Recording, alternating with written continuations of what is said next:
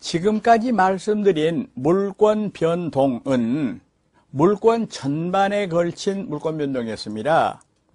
이걸 우리가 이제 총론적인 부분이다 이렇게 말씀드릴 수가 있습니다. 이제 강론적인 부분은 개별적으로 이야기하자는 겁니다. 그러면 앞에서 제가 말씀드릴 때 민법에 8가지 물권이 나와 있는데 그 중에서 한 가지를 빼버린다 그랬습니다. 질권을 빼버린다. 왜냐? 시험 범위가 아니기 때문에 동산에만 적용되기 때문에 그래서 빼버립니다. 그러면 7가지가 되겠네요. 그래서 우선 우리가 물권 강론 그래 봅시다. 7가지를 말씀드리는데 순서대로 점유권, 소유권, 지상권, 지역권, 전세권, 그리고 유치권, 저당권을 차례로 말씀드리되 이번 강좌는 점유권 첫 번째 강좌가 되겠습니다. 제55강입니다. 예고 말씀대로 점유권 시작하겠습니다.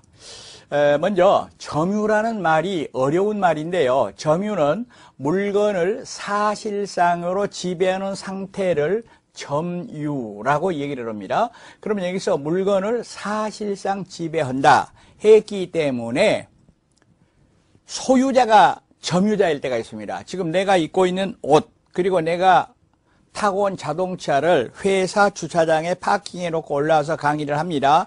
이랬을 때 그 자동차도 내가 점유하는 겁니다. 내가 권리자로서 소유자로서. 그런데 예를 들어서 갑은 남의 아파트를 빌려서 거기서 살고 있다면은 소유자 아니지만은 임차권자로서 점유를 하는 겁니다. 그리고 더 나가서 지상권자도 점유를 합니다. 그런데 어떤 사람은 예컨대 을은 남의 물건을 도둑질해 가지고 남의 카메라를 도둑질해 가지고 목에 걸고 차고 다니면서 목에 걸고 차고 다니는 게 점유 상태입니다. 그러면서 자기 것처럼 경치를 촬영하고 사용을 합니다. 그 사람도 점유자입니다.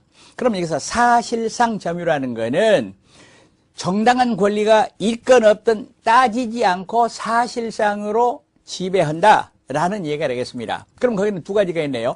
정당한 권리를 가진 사람도 있고 예를 들어서 소유자, 임차권자, 지상권자처럼 전혀 권리가 없는 사람도 있고 예를 들어서 도둑 또는 임대차 기간이 다 끝났는데도 집주인이 비워달라고 하는데도 개기고 안 나가는 사람, 이런 사람은 정당한 권리가 없으면서도 점유를 가지고 있습니다. 여기서 제가 자꾸 정당한 권리 그랬는데요. 물권의 종류 분류할 때는 이 정당한 권리를 본권 그렇게 말합니다. 그런데 이 점유가 있으면 민법은 일종의 물권인 점유권을 인정을 해요. 점유, 이것이 그러니까 요건이고 점유권이 효과고 이렇게 우리가 얘기할 수가 있다는 얘기입니다. 그럼 이렇게 되겠네요. 도둑놈이 남의 물건을 훔쳐가지고 남의 카메라를 찍고 다닙니다. 그런데 예를 들어서 얘기할 때 제2의 도둑이 와서 그 카메라를 뺏으려고 그러면은 자기 거 아니니까 뺏길 수밖에 없냐. 그렇지 않습니다. 그 도둑하고 격투를 해가지고 물리칠 수가 있습니다. 이거를 점유보호 청구권이라고 말하는데 도둑의 점유는 정당한 점유가 아닌데도 불구하고 점유권이 인정된다는 얘기입니다. 다시 물건에 대한 사실상의 지배 점유를 법률 요건으로 해서 법률 효과가 생기게 돼 있는데 이런 제도를 전부 다 합쳐가지고 우리가 점유제도라고 얘기를 한다는 거죠. 그러면 점유권과 점유의 성립이랬는데요. 여기서 점유가 성립하면 그로부터 점유권이 생겨납니다. 즉 점유제도입니다. 이랬을 때 민법 규정을 보았더니 민법은 이렇게 정리를 하고 있습니다. 물건을 사실상으로 지배하는 그런 상태를 가리켜서 점유라고 하더라 입니다. 여기서 사실상 지배라는 것은 법률상 지배 아니다. 다시 말하면 본권이 있든지 없든지 상관없이 지배하는 경우가 될 것이다 이 말입니다. 그러나 여기서 사실상의 지배는 어느 정도의 계속성이 있어야 돼요. 계속성. 흔히 우리가 이렇게 말하죠. 공원에 가서 오후에 벤치에 앉아있다. 그러면 벤치에 앉은 사람이 그 벤치의 점유자라고 볼 수 있는가? 그렇지 않다. 이런 얘기죠. 자, 그런데 사실상의 지배, 이게 어느 정도 계속성 있는가에 대하여 뭐 우리가 더 들어갈 필요는 없습니다만은 판례 하나를 우리가 얘기할 필요가 있습니다. 타인의 토지 위에 건물을 소유한 자는 그 토지의 점유자이다. 요 판례는 꼭 알으셔야 됩니다. 그러면 예를 들어서 갑의 땅이 있는데 을이 예를 들어서 임차권이나 지상권 없이 건물을 이렇게 지어가지고 있었다. 그 연유는 알 수가 없죠.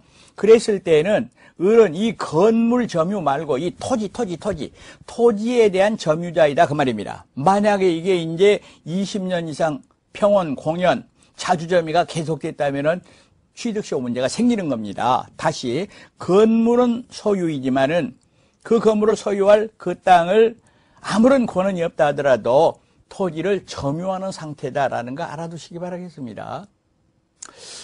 다음으로 점유권과 점유할 권리는 다른 것이다. 그러면 예를 들어서 도둑은 점유권이 있어요. 그러나 점유할 권리는 없다 하는 거 우리가 금방 이해하실 수가 있을 겁니다. 그러면 카메라를 잃어버린 사람은 점유권은 없어. 그러나 점유할 권리는 있어요. 여기서 점유할 권리를 제가 본권 이렇게 얘기한다 그랬습니다. 그리고 점유가 성립하기 위한 요건으로는 점유 설정 의사가 필요하다라고 말을 합니다. 그러나 여기서 점유 설정 의사는 의사 표시에서 말하는 효과 의사하고는 다릅니다. 따라서 어린 아이나 예를 들어서 말하면은 제한 능력자, 예를 들어서 말하면 피성년 후견인, 피한정 후견인 이런 사람도 훌륭하게 점유를 가질 수 있습니다. 예를 들어서 어린아이가 자기 장난감을 가지고 놀고 있다. 그거는 점유가 성립합니다. 의사표시는 아니지만은 불완전하지만은 점유 설정 의사. 따라서 우리는 점유 설정 의사를 자연적 의사라고 얘기를 합니다. 여러분, 사실상의 집에 이 판례 하나를 찍어두고 여기에 너무 깊이 들어갈 필요는 없다 할 것입니다. 다음으로 점유관념화라는 게 있습니다. 그러면 이게 무슨 얘기인 거니까 물건을 사실상으로 지배하는 사람은 소유자든 임차인이든 더 나아가서 도둑이든 모두가 다 점유자인데 사실상의 지배가 있으면서도 점유자 아닌 경우가 있고 사실상의 지배가 없으면서도 점유인 경우가 있습니다. 그러니까 점유가 관념화됐다 이거를 말합니다. 그럼 먼저 실력 행사는 있으나 점유가 인정되지 않는 경우가 있습니다. 이걸 가리켜서 우리는 점유자라고 말하지 않고 점유 보조자라고 얘기를 합니다. 간단하게 한번 그림을 그려보겠습니다. 여기에 어떤 주인이 있습니다. 안방 마님이 있습니다. 그런데 여기에 예를 들어서 운전기사가 있다 그럽시다. 운전기사. 부잣집인가 봐요. 그러면 여기서 자동차를 말이죠. 실질적으로 운전하고 또 세차하고 이런 거는 운전기사가 합니다. 그러나 잘 들으세요. 이때 점유자는 갑뿐이고 운전기사는 점유자가 아닙니다. 그럼 이 사람을 뭐라고 부르느냐? 점유보조자라고 부릅니다. 그러면 이거를 일반 명제로 얘기를 해보면 민법 규정 그대로 얘기를 해보면은 타인의 지시를 받아서 물건을 사실상으로 지배하고 있는 자가 있을 때에는 그 타인만, 이 타인은 갑을 말합니다. 타인만 점유자라고 말을 합니다. 그러면 운전기사는 원칙적으로 점유자가 아니기 때문에, 점유가 없기 때문에 점유권이 인정되지 않습니다. 점유자가 아니라 그 말은 점유권이 없다는 얘기입니다. 그런데 확실하게 해둘 것이 하나가 있어요. 자력 부재권은 인정이 되더라 입니다. 즉 운전기사가 점유자가 아니라 하더라도 다른 사람이 와서 도둑질을 해가려고 그런다, 차를 부시려고 그런다 이랬을 때는 격투를 한다, 자력 부재할 수 있다 그 말입니다. 그런데 여기서 법인의 기관의 직무상 점유는 점유 보조자가 아니다. 다시 말하면 점유다 그 말입니다. 여기서 법인의 기관이란 말은 이사, 감사 그런 사람이 되겠습니다.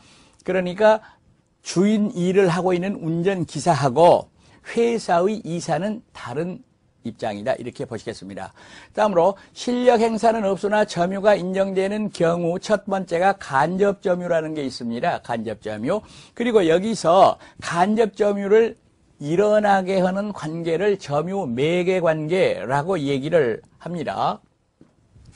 예를 들어서 갑이 을한테 아파트를 세내줬어요.